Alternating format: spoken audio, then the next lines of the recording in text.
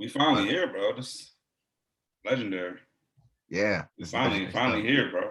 Yes, sir. How you been, man? You've been making some moves. I see you out there in Kankakee, man. You trying to become the king out there. What's going on? Man, just playing my role. I ain't gonna lie to you, man. It's a lot of opportunity in Kankakee right now. Okay. It's also a lot of turmoil. If I'm keeping it a buck, but seeing the brighter side of things, it's still a very good opportunity to be investing in what happens to be my hometown. So I'm surely just taking my role, taking my reins, and doing my part. Fair enough. Fair enough. Yeah. Hey, man. Well, it's good to have you on, bro. Really quick, everybody, this is my guy, Jay Clark. He hosts a podcast, but he does a lot of other stuff too. I think now he's kind of moved on in terms of his growth trajectory, and I think it's really dope just to see where he's going, what he's been doing. So he's got a family, he's got a little baby, he's doing big things in terms of real estate investing, financial freedom, and security, like things that I think need to become a part of the mass African American consciousness. He's tapped in. And so I just really appreciate his perspective on a lot of things. Today, I think we just wanted to speak to the nature of reality today. I think it's a lot of things have been going on, and I think having a rational, reasonable conversation can help us orient ourselves in this world today. So I just wanted to start off with kind of asking you how you see the world and what your kind of angle or viewpoint of it is in terms of a framework that we could enter this conversation with, because I know it can really vary, or there's a lot of different ways that you can attack seeing a quote unquote problem, right? And that hmm in turn this determines how you view the solution. So I wanted to know what your framework was for seeing the world and how that has kind of led you to your journey today. Yeah, I see you with is that the dry erase paint in the back? Is that what Oh you? yeah, man. You know, I stay with the whiteboard I stuff, got man. mine too. Hey, definitely. Own it. That's word, bro. You Nah, know, but you can only speak from perspective. That's always what I try to do. Like as you mentioned, right now I got a rental car company that I'm building and curating. And when I left the corporate world and pursued this journey, one thing I was adamant about was focusing on industries and businesses that will always be there. So, e-commerce, transportation, real estate, anything involving, super high tech technology type of stuff. Those are the yeah, type of businesses that I wanted to be involved in. sure. And being in this business, entrenched in this business, it definitely has opened my eyes to a lot of like market trends and industry trends and scaling, thinking Yeah, bigger. I mean, I just had a conversation with an investor, a big investor who's jumping into the rental car world. And he's never, worked at rental car brands. He's never even been involved in rental cars, but he sees the opportunity. And it was crazy to me because I was explaining to him that I was flipping 3 cars and doing, small scale things. And he was like, man, you should be buying a minimum of 50, and he's trying to buy 2,000 out where he is in Las Vegas. So it's it's like, that man, different just thinking mindset. bigger and snatching like the old way of thinking. Like I'm a Mm, firm believer of the currencies, bro. Like, and now the way I see the world, everything is a currency. Everything is right. a commodity. And the four you can't replace that are under your control: relationships, time, money, and knowledge, man.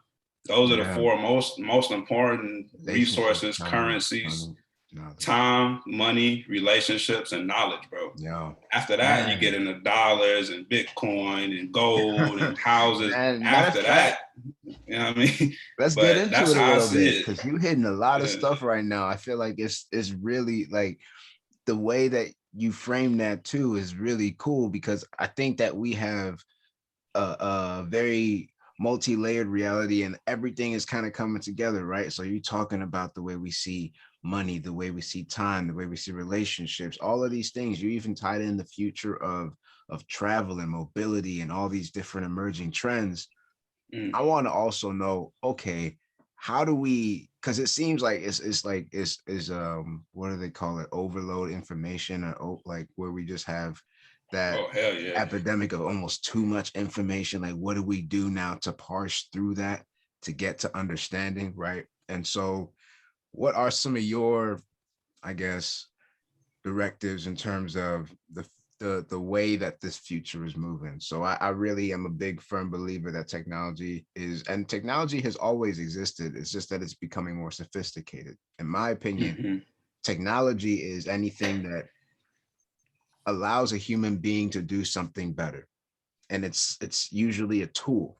But when it becomes more sophisticated, we call that tool something that is technological, because that gives it a sense of, all right, there are more inputs and outputs in this specific tool than just like a hammer banging in the nail. There's some things that are going on in internal processing, whatever. So this is Yeah, technology.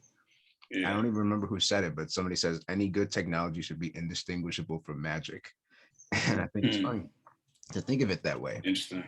But I think that when you get into the way that the future of leverage is going to work, the future of how these inputs and outputs are going to work, like you start thinking, okay, how are the next iteration of power brokers going to maneuver?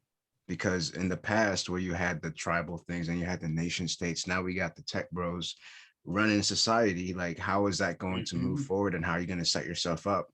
And so I think one way to think of Bitcoin that I've heard in the past is almost like digital real estate. Like you setting up something now that is like buying a piece of Manhattan in the 60s or something like that, because you don't know where it'll Absolutely. be and you just want to make sure that you're Absolutely. having some exposure to that. So what are your thoughts on the future of all that stuff, and whether or not you see some legitimacy in things like cryptocurrencies? Oh, for sure. And I'm keeping Bitcoin. I'm keeping Ether. Ah, You yes, know what I sir. mean? Because like it's a new thing, and Microsoft at one point was the new thing. So was Mm-hmm. Amazon. True. So was Nike. Yep. So was Michael Jordan. Dude, we're talking Mm-hmm. about an entire. This is like forex being introduced for the first time. Like Mm-hmm. this is an entire market. You know what I'm saying? Just Mm-hmm. being influx. Like the amount of money that's being created through crypto only, excluding stock options, excluding stock gains, excluding 401ks and this and that, bro. Crypto alone has created an entire new market of currency. So like that Yeah. has to be accounted for, man. If you're It's a not, whole new market. Like it's a whole, it's, like you said it, all this new capital is flowing into the space, and it's like it's discovery crazy, mode man. right now. That's why it's so much up and down, and people are like, I don't know if I want to. But to me, it's just that idea of understanding that this is a new frontier, and this is It's like something that it's is going like to be developing. monetary metal. It's as if Mm. gold, silver, titanium, uranium. It's like as if those were discovered today and Yeah, just influx in the world. Like yeah, it's a new thing, and it yeah. has They all use some type of same just. terminology too. I think it's interesting how they call it Bitcoin mining, where it's like when you were in the gold rush of the in Mhm. California, where they were trying to go mining for literal gold. Nowadays you can buy yourself a rig or a machine and you could just have it running, passively Right. making you Bitcoin, and they call that mining. And it's like it's that same ideology, right? Like you going out and you trying to discover this new thing that somebody, this Satoshi dude, whatever he's trying to do. Like it seemed That's like such he a had hard some really. concept too. How do you Mhm. do you know anything about Bitcoin mining? Like what? That's such a Really, a hard lot of it. concept to So grasp. it's an interesting thing.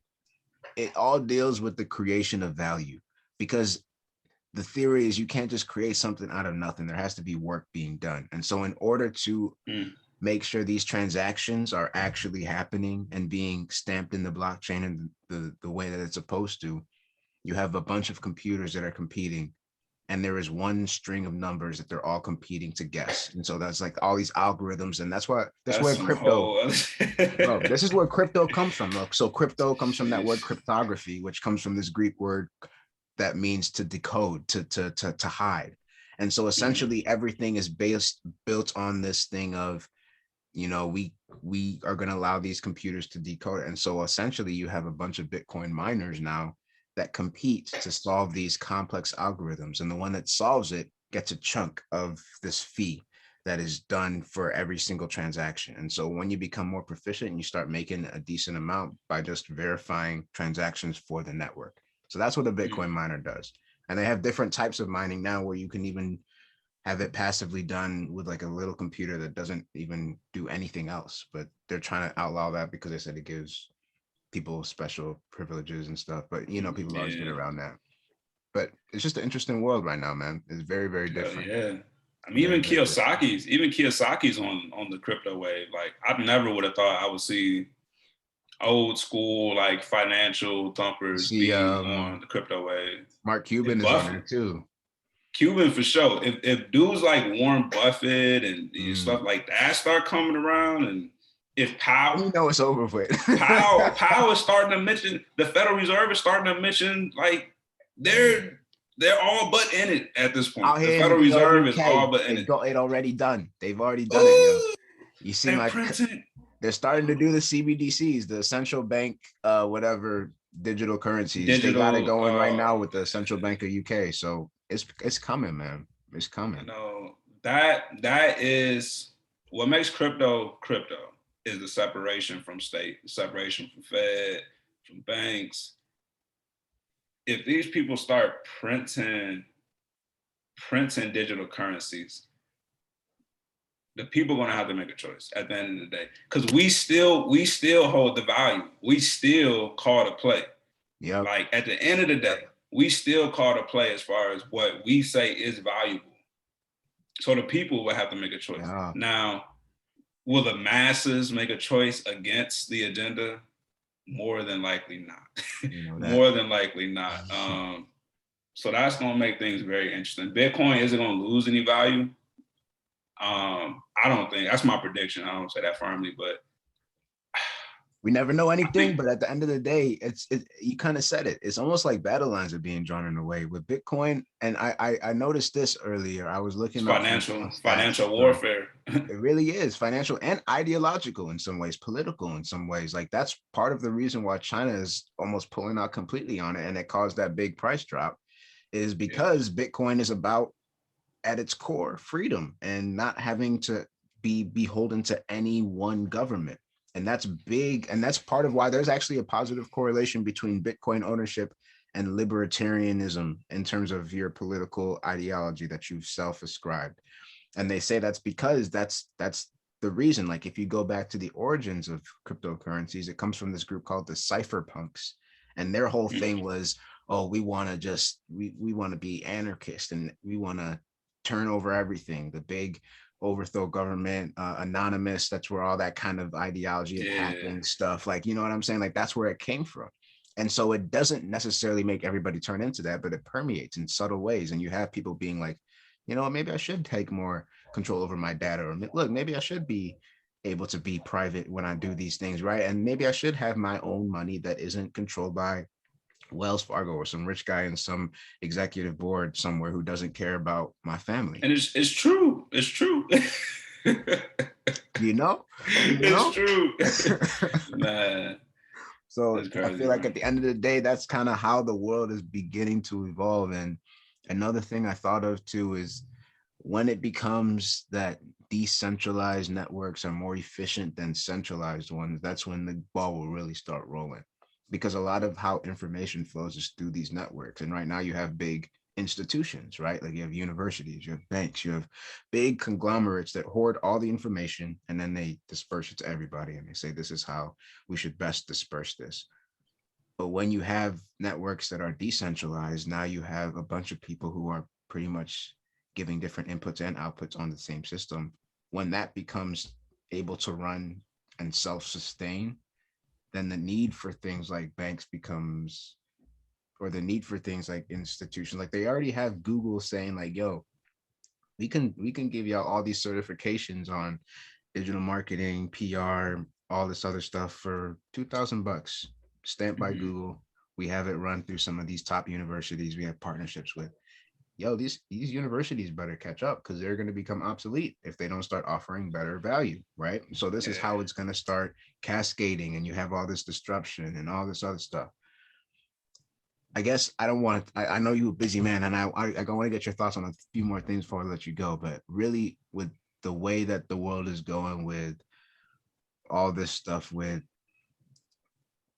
being, let's just get into it. Anti-vax versus pro-vax, everything with COVID.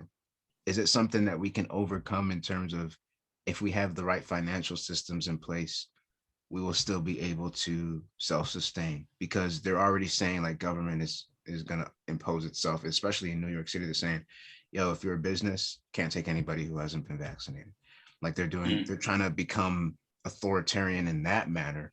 And if these businesses were able to still transact with people on a level to where they didn't have to depend on the government, then they could just say no. But if they're still dependent on the government, right, you have to acquiesce. So New York's putting that in place. I feared that, you know, and yeah.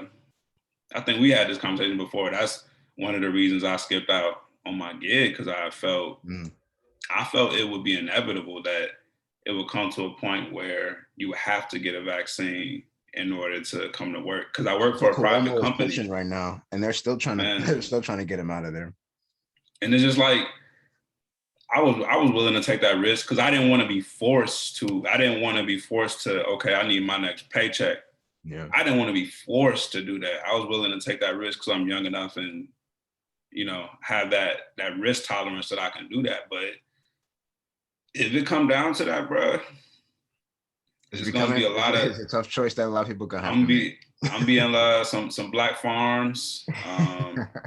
You know what I Yeah. mean? I'm gonna have to get some relationship with some black farmers and things of that Yeah. nature, bro. Because I Honestly, just can't see yeah, myself inject. I can't see myself doing it, bro. I can't. I can't. I don't know. I wish that there was better, and I know we both we went to Olivet Nazarene University. It's a small Christian college down in Kankakee.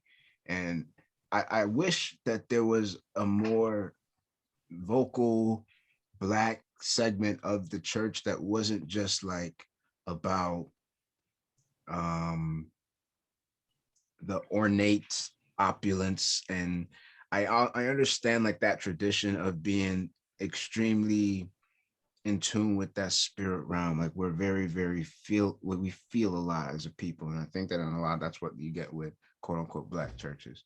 But when I see looking like out of my side eye, like things that the Nation of Islam are doing, for example, and a lot of that building where you see them doing things where they're buying land and they're starting to create wealth centers for their people. I haven't Yeah, seen that a lot in terms of, and I don't know if it's because that we don't have that political sway within these institutions yet. But I want to get to a point where we are able to provide for ourselves, because it seems like some of the people who have been put above us are enamored by these government people, and they want to follow them to hell, for lack of a better term. We need to mm, build our own systems to where yeah, if they want to do their thing, we gonna love you from afar because we see where it's going. We understand how this actually ends, and we're not gonna put ourselves or make ourselves privy to your ignorance. You feel me? I don't know if we have those systems in place yet, but I want to get to a place where we do, because I think that there needs to be almost that dichotomy where we have that threat to leave, to say, yo, we out. Because if we don't, then we become still the same thing, right? We're dependent. I can agree with that.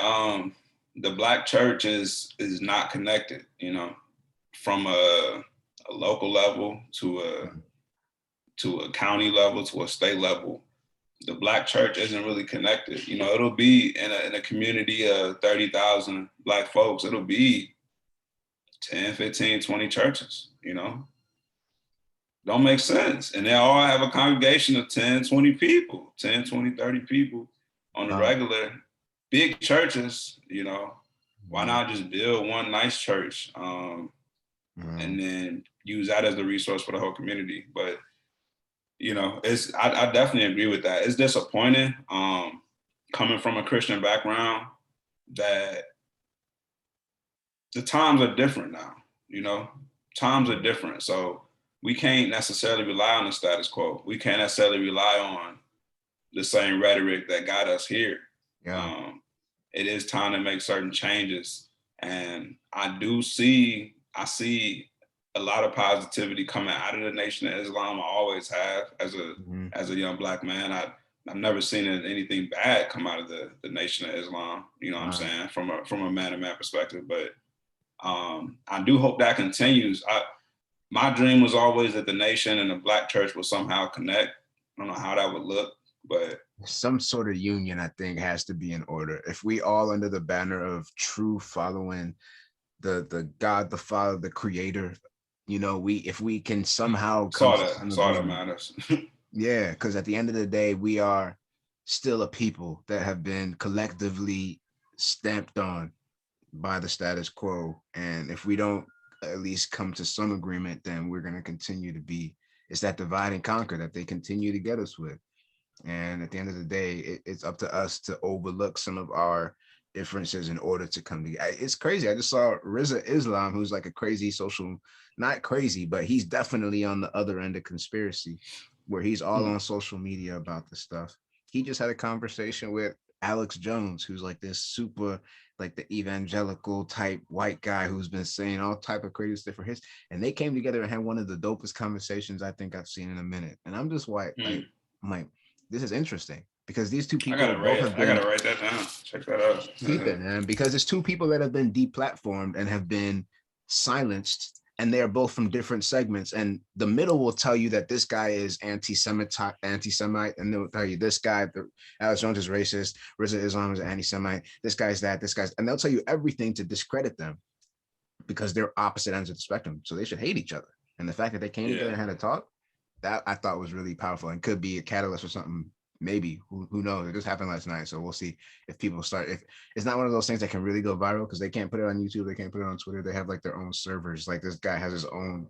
I actually put the link on my Facebook, so if you want people that, you could probably check it there. So, but I just think it's one of those things that if people really start to think critically about the world we live in, we'll start to understand. Like, yo, really, I just need to start taking some responsibility and some things into my own hands and saying, like, look, everybody out here ain't really for me, but I know I can do some things for me. And making that happen is how we start to actually move, both individually, then as a family unit, then as a collective people. Like we gotta build, step by step, but it starts at that, like that core individual unit. You feel me? It's hard to get started though. I ain't gonna lie, it's scary to get started, bro. It's like going against the status quo. We comfortable with it at this point, but most people not gonna do that. I'm still not comfortable with it. Look, I question myself all the time because I feel like it's almost healthy to. The way that you get to a point where you are tyrannical in your thinking and want to impose your rules on everybody else is when you don't question yourself. And so for me, I have to always, and it doesn't come off all the time, but I feel like part of me is almost like a A/B testing in marketing, like seeing how people or if people will react. But also at the same time, it's like, what type of, I don't know, like what type of engagement will allow people to rethink how they think? Because most of the time when people are interacting, it's in order to project something that they already think. How do you get somebody to reconsider? And that's really tough to do because a lot of times everyone thinks that they know. And the way that you can actually counter that, in my experience, is just by being authentically yourself, which means sometimes being wrong. But at the same time, if you're authentically yourself and other people can engage with you on that level, then you both start building. And it's interesting. It's like a social experiment, but it hasn't worked. I'll take that to example. My homies got on me recently, man, because for a brother who's never gotten in any trouble, I don't have no felonies, I don't have no charges, nothing like that. I seen her run into the police an awful lot, man. And I got pulled over the other day again in Bourbonnais. I'm going to my people's crib. Got pulled over. This was less than a week ago. And I was going about 5-8 over. And I changed lane without my signal. I was the only car on the road, Bourbonnais, I'm in between Olivet and the Shell gas station, where the break down Bourbonnais. Yeah, man. Chilling. So I get pulled over and I was kind of frustrated. I'm in a nice car. I'm kind of frustrated. So I got out my camera. Police asked me a couple questions and I rapped with them. I was direct with them, oh yeah, I was speeding slightly. Yeah, I changed lanes without the signal. The car turned, he was going kind of slow. I just kind of whipped around him. It's cool. So I sat out there for 30 minutes, man. He came back and gave me a ticket. And I was pissed, I was pissed. I have a rental car business. Insurance is my biggest expense, Yeah. So when I get things on my driving record, it's just, that's what I'm thinking about in the moment. But I'm pissed about it. I'm like, man, it's 2 cars on the road. It's 10:30 at night. I'm just cruising into my hometown. Like, it's not a big deal. And I was just so frustrated that he would give me a ticket, man. But it's like in those moments, I want to just speak my mind, like, boom, like screw this, man. I'm tired. Like, driving while but black, y'all doing the damn thing. bro, and I look them straight in the eye like, bro, you're really going to like ruin my night. You wasted 30 minutes of my time. Now you want me to pay a $160 ticket for driving 8 miles over the speed limit. Like, we man to man, we really had to do this. And my homies was like, they know how I am, and they know that it don't matter if it's a police. It don't matter if it's a cashier, if it's a waiter, if it's a flight attendant. If somebody disrespect me, I'm gonna react the same way. Or if I feel like somebody just being petty as hell, if someone's just being like human to human, causing an inconvenience just because. Yeah. Like, I don't have a problem with the police. I usually don't have a problem with groups of people, but like it's like, no, it's the opposite. If I'm with you man to man, we can talk, right? But it's groups of people when people start to get into that group thing. And I hate when people it's the police, like bring that. And that's my final point. I do not have a problem with police as a black man. I don't have a problem with police. I have a problem with a group of people looking for trouble. It's the principle. It don't matter who you are. It's a group of people looking for trouble. And it happens to be in neighborhoods of people that look like me. So I get frustrated. That's just how I see it, bro. Man, no, that's a great story. I think it's a good perspective for people just to understand that, sometimes there are some differences out here that allow some folks in their environments to not experience the same things that other folks in their environments do. And I think as we just grow as a people, not just as black people, but as a people, like as a human race, we got to start understanding and empathizing with these different experiences to the degree where we can actually start to change things. And so I think that's where we start with in terms of having conversations and dialogues like this, where we just rap about real shit, make sure that we can at least still articulate what's going on in this reality before it goes all crazy on us. But we talked a little bit about, go ahead. I said, I did want to share this stat, the little Robin Hood snacks hit me with, bro. Okay. But just that the U.S. average household wealth percentage jumped 4% in the last year. $12 trillion of new American money came into the market. But the most important stat, a third of the total increase in American net worth went to the top 1%, which is 3 million people. The same amount went to the bottom 60%, which is 200 million people.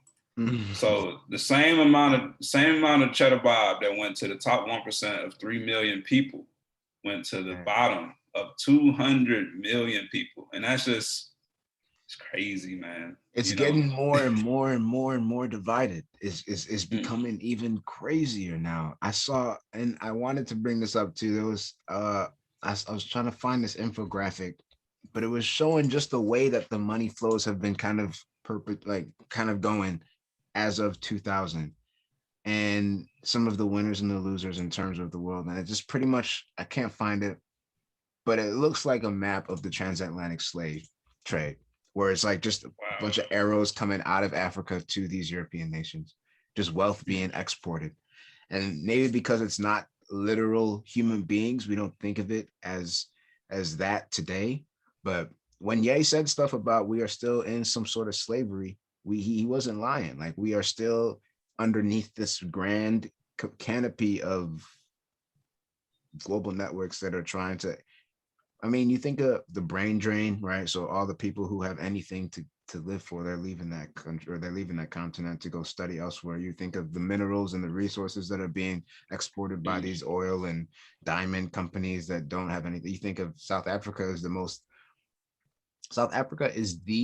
most disparate in terms of divide between the haves and the have-nots country in the entire world, right? You have people who came in from different places in Europe, set up their own government, and essentially have subjugated the indigenous populations to where now they are second-class citizens on their own continent. And so you have, and this is post-apartheid, right? Like, we had Nelson Mandela, we had all this rhetoric, we had all the good, this was the 60s and 70s. Everybody was saying, yeah, we're going to overcome it. The hippies and MLK, boom, beautiful. What happened? 40 years later, same thing. And so I'm just trying to figure out, we got all the rhetoric going on, right? We got, y'all saying that you want to help with equality, and you giving us all of the verbs and the pronouns, and you saying all of these things, but at the end of the day, these people are still broke and y'all still got all the wealth. So what is really going on? That's my question. Man, you know So what's crazy is they not gonna save us, bro. They not gonna. they can't, because they can't. That's they're not, their mentality can't be that, because they are. I saw this spoken, but I can't remember who said it, but it's like asking the wolf to tell the sheep when he's gonna feed or something like that. Like, this Mm, is the predator. And if you keep calling them, we jokingly call them colonizers. If you really believe that this is how they operate in terms of wanting to, and I'm not talking about all white people, but I'm saying that there's a lot of folks who are in the upper echelon of the elite, um, and they do think black that they people own too, you. though. There Blacks and and there are browns some too, black. though. Yes, sir. Yes, sir. At the highest table, At the it's black, highest brown, level, and that white. is true. That is very Mm, true. And I think it behooves us to remember that. So thank you for pointing that out. But I mm. think it's just this ideology of predator and prey. And sometimes we're looking at the predator as if they're supposed to help us out. And we got to realize we just got to beef up and hunker down and realize, like, Hell yo, yeah. it's time to go. That's it. It starts with stopping the bullshit, man. I think that one of the more important conversations that we really ignore, to the deepest level is in the music, man. Like, the music is so toxic, bro. Like, Ooh, we can get it's into a so whole talk about toxic. that. I Man, mean, I and when you have this conversation with people, they really just gravitate to what's hot and what's supposed to be yeah. okay. But when you really get into the gritty of the music, bro, it's It goes down trash, real deep, man. You talk about the bro. funding behind the industry, it's connected to the funding of the for-profit prisons. Like, you think that Sick. connection is It's an sick, accident? bro. They're promoting the same stuff that they putting you in a jail for. Like, It's like they they keep sit. you in the cycle. And it's It's psychological sick, too. Bro, I heard man. something about the way that music is supposed to be on the vibration of 432 hertz. And this is getting into some esoteric stuff, but in terms of just the way that it vibrates with matter, like if you look at water with 432 hertz in it, it looks like almost like a snowflake. It's all symmetrical. But what they do Mm, is they amp it up to 440, which makes it look a little bit all weird. And apparently, what that does to your mental, it also distorts stuff with the way that you perceive reality. And so, what they say is that in a lot of pop music today, especially with trap music, what they do is they take it out of that natural harmonic range of 432 and they bump it up to that 440, especially when you get to the higher levels of where the mixers and masterers have other agendas in terms of what they're trying to do with this mass product that's being exported onto the youth's mass minds. It's mhm. not just about making something that's hot, it's about making something that keeps you in a state of mind. And so it Yeah, goes deep, man. Like, you already have a bunch of people who are trying to keep you down. You don't need what you pumping in your head 3 4 hours a day, also telling you, not just in the lyrics, but also in the musical whatever, that you need to be kept in this state of hyper vigilant and always angry because that's what the music says. Like, we don't know, we can also operate in a different realm, in a different space. And yeah. so We you bring up take a we really take good the point. word music. We take the word music too lightly, bro. Like, music is it's a heavy word, man. Mm. I don't have particular quotes and verses. I've been more entrenched in my Bible lately, but I've heard music associated directly with the devil. He was So the he was the the he was the head worship leader, man. absolutely. So the type Yeah, of before music he you listen fell. to, the type of music you Mhm. listen to can tell me a lot about a person. Especially Man. if all you listen to is rap. If you only listen to rap, probably an angry person. Like, I listen to jazz, I listen to a little bit of pop, I listen to some Yeah, blues, R&B, yeah. even a little bit of alternative, like old white people hits. I call it how it is. Like, you Hey, they gotta got some mix it up, bro. jams. You feel me? The shit you hear in the grocery store, in You're like, finish line, hey, that's a vibe. hey, okay. Hey, man, And you you gotta know switch that it they up, took all that from black people too. Let's be real. bruh. So at the All end the of the day, sounds. we being inspired by ourselves. Look. Come on, Like man. Elvis Come said that he on. took all that stuff from black people. We know that the Beatles, like we know, like, okay, we know From the drum and lyrics to bass, the to all the the rhythm, sound. all that stuff. We from the islands, we from Africa, we exported it to, okay, we let y'all have, we'll let y'all have rock and say that y'all started it, but we Man, know, like, okay.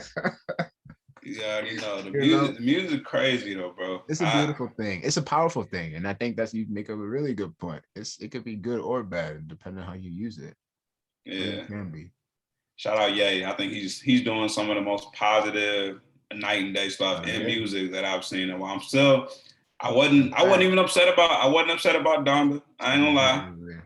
Serve it. Yeah. Shout out to him. Yeah, You was man. you was upset about Donda, man. I wasn't even surprised, bro. Oh I man, ain't lie to you, bro. yeah, I I was wasn't even surprised, honestly bro. at the end of the day, it wasn't. Yeah, I can't really be surprised. Like, look, but the fact that he debuted it, I took that as a sign that look, this is for real now. Like, he actually put out, like, he got Jay-Z on a verse. Like, that was crazy to me that they It's had a that was the project. first real collaboration since Watch the Throne. So I'm thinking, yo, he got him on there. Maybe he got some other people that he's still, he doing his yay thing, doing it in the Ben Stadium, like making sure that it's a.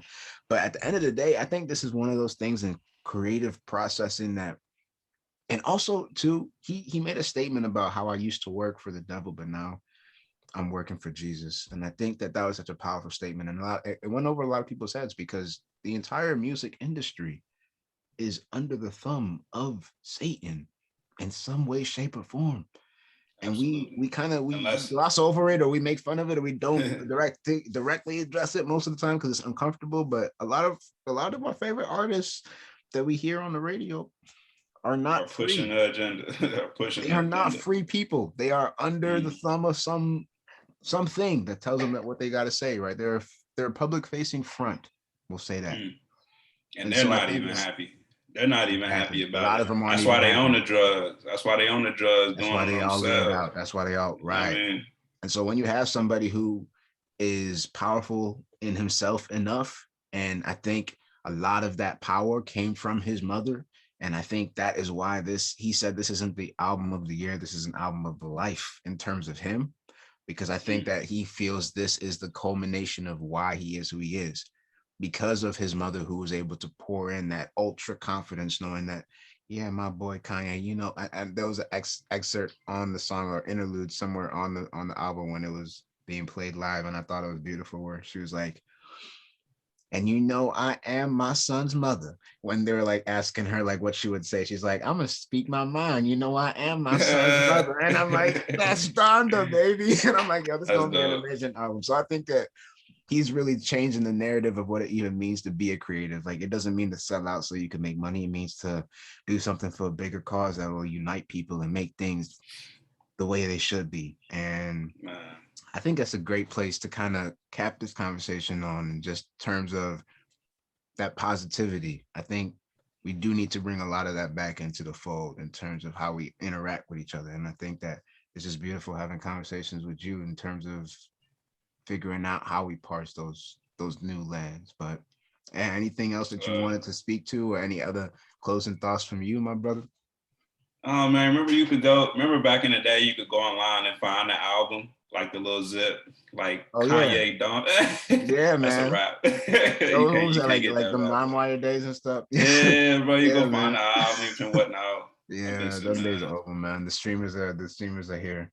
You But no, can't. I I'm think. always What if you think it'll come back? Maybe it'll come back in some form. Like, there's like I don't know. Like, you got well audio with back in hey SoundCloud. with NFTs and the hell shit, you never know. It's a whole Yo, that's different, another a thing. whole different.